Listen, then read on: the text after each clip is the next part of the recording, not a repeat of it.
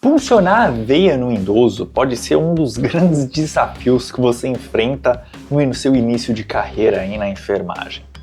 Então hoje eu vou te contar 4 coisas que você deve saber ou levar em consideração na hora de puncionar a veia num paciente idoso. Então já no início desse vídeo, clica no botão gostei, se inscreve no canal, ativa o sininho de notificações para não perder mais nenhum vídeo, pega aí o seu café ou chá, porque está começando mais uma aula do Enfermagem Total. Fala enfermagem, como é que vocês estão? Eu sou o professor Fábio e hoje, retomando aqui na nossa série de vídeos do 4 coisas que você tem que saber sobre alguma coisa, já tem uma série de vídeos, muitos vídeos aqui sobre isso, né? Vou deixar aqui uma caixinha com a playlist e a gente vai retomar agora esse quadro, que é um quadro que eu gosto muito, onde a gente bate um papo, fala sobre as principais coisas de algum tema na enfermagem, hoje, por exemplo, na punção venosa no idoso. Vou te falar 4 importantes coisas, sendo geralmente uma delas uma curiosidade ou algo que a gente sabe, mas muitas vezes até esquece ou desconsidera totalmente, certo? Vamos começar aqui com a nossa primeira coisa de hoje, que é óbvia, porém isso tem que ser muito levado em consideração na hora de você puncionar a veia de um idoso, que é que o calibre de um gelco ele é inversamente proporcional ao número, tá?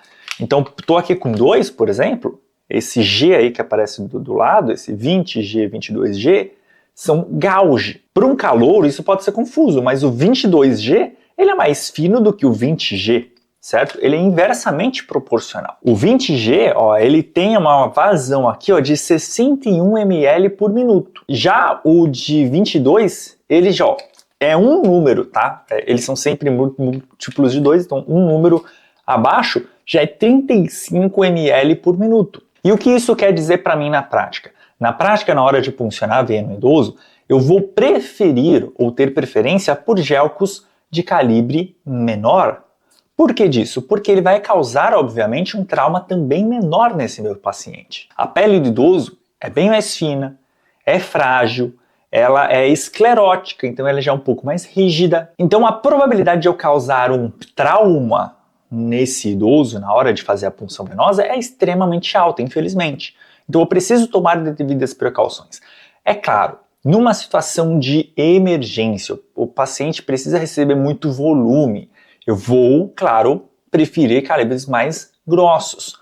Porém, grossos a que ponto? A ponto de eu não conseguir nem puncionar pela veia e pela pele do paciente ser tão frágil, então talvez eu não precise ir tão longe assim para garantir minimamente o acesso, tá? Então prefira sempre, né, esses calibres um pouco mais finos, sei lá, um próprio 22, um 24, até mesmo um 26, se você não estiver precisando de um volume muito alto, às vezes é só por uma medicação ali esporádica, algo dessa forma, prefira um 26, por exemplo, que é o que a gente usa, por exemplo, em recém-nascidos. Segunda coisa que você tem que saber sobre puncionar a veia em idosos é que a tensão na pele ela é essencial na hora de você puncionar a veia de um idoso. Como assim tensionar a pele?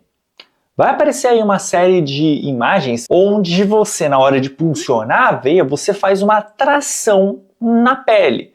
Basicamente, você vai, sei lá, puncionar a veia aqui, eu vou tracionar essa pele para manter a pele levemente mais rígida e evitar a famigerada veia bailarina. É normal que com a idade, o turgor da pele, o próprio tecido subcutâneo, eles vão ficando mais moles, vão ficando mais flexíveis. Isso dificulta a fixação da veia, né? As veias, geralmente, em uma pessoa mais jovem, ela é extremamente fixa, ela está naquele lugar. No idoso, não. Elas ficam realmente dando aquela dançada ali na sua frente. Então, realmente dificulta a hora de você puncionar acesso, porque você está vendo ela ali, na hora que você vai puncionar ela, ela se desloca.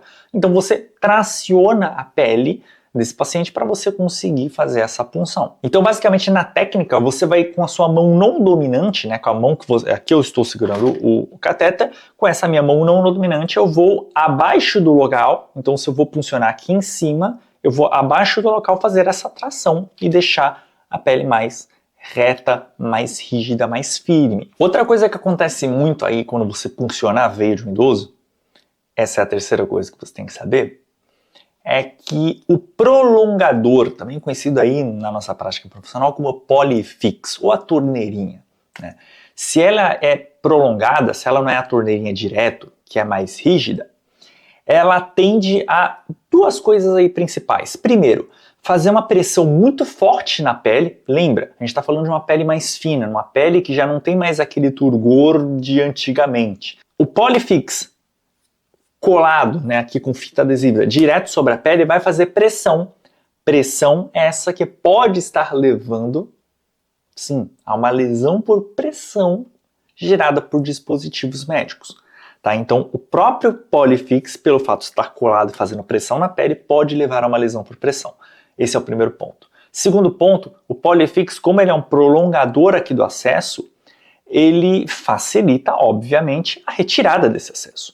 Né? Se você pega um idoso, por exemplo, que tem um início de demência, alguma coisa, a probabilidade é muito alta dele puxar. Então, o grande segredo aqui é você fixar esse acesso venoso da forma correta. Então, basicamente, você vai ter isso Polyfix, você vai virá-lo para uma posição onde o paciente tenha maior dificuldade de tracionar e puxar esse acesso venoso e vai proteger a região abaixo, né, o contato do Polyfix com a pele do paciente, você vai proteger isso com ali alguma gaze, com um pouco de algodão, né, não sei aí o material que você tem disponível, para poder aí sim com fita antialergênica, né, então com alguma fita adesiva, você vai colar ali por cima e você vai ter esse acesso mais bem protegido e protegendo também a pele do paciente. E a quarta coisa que você tem que saber sobre punção venosa em pacientes idosos é que o ultrassom hoje em dia é uma realidade. A gente tem aqui duas grandes tecnologias, que uma não é mais tão novidade, mas o ultrassom também. Então a gente está falando de ultrassom e venoscópio. Vamos começar pelo venoscópio.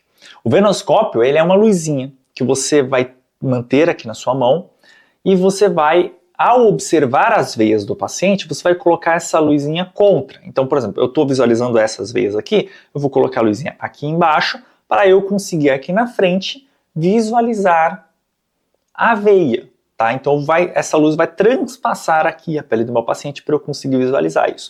Isso a gente utiliza, ó, a cota na pediatria já para bebês e isso tem sido cada vez mais utilizado também para idosos. Geralmente não são luzes tão baratas, mas pensando aí em setores intra-hospitalares, é comum que você possa ter 1, 2, 3 à disposição aí no seu hospital. Isso ajuda muito o enfermeiro na hora de fazer a punção num acesso periférico difícil. Então você não está nem conseguindo enxergar nem palpar a veia. Então você vem aí com esse recurso. Mesma coisa o ultrassom beira-leito, que tem diminuído aí drasticamente a quantidade de tentativas, dor, aumentando a segurança do paciente, tá? E trazendo também uma maior, como que eu posso dizer, trazendo uma visibilidade maior ao papel do enfermeiro, pelo fato de você, por si só, ser hábil, ser capaz, poder ter o conhecimento de puxar ali um aparelho de ultrassom e puncionar a veia de um paciente. Então, treine isso, faça cursos, né, sobre isso. Hoje em dia está cada vez mais comum os cursos de ultrassom para enfermeiros. Então, realize cursos, se mantenha sempre atualizado, porque essa não é nem mais o futuro, já é a realidade. Certo, eu espero que eu tenha trazido alguns insights aí, se você trabalha com idoso, se você está começando agora a trabalhar com idosos, por exemplo, já começa a pensar aí também um pouquinho sobre esses tópicos na hora que você for puncionar a sua próxima veia. E claro, se eu esqueci algum tópico, se você fala, pô Fábio, eu também tenho alguma dica, escreve para mim aqui nos comentários que a gente vai aumentando essa lista. Se você não fez isso lá no início do vídeo, clica no botão do gostei, se inscreve no canal, ativa o sininho de notificações e compartilha esse vídeo com outras pessoas. A gente está quase chegando em 100 mil inscritos e a gente gostaria de bater essa marca o mais rápido possível, só você pode nos ajudar. Então compartilha o vídeo, compartilha o canal com outras pessoas e vai chamando os amigos para se inscrever aqui no canal. Eu te vejo na nossa próxima aula aqui no canal. Até a próxima. Tchau, tchau.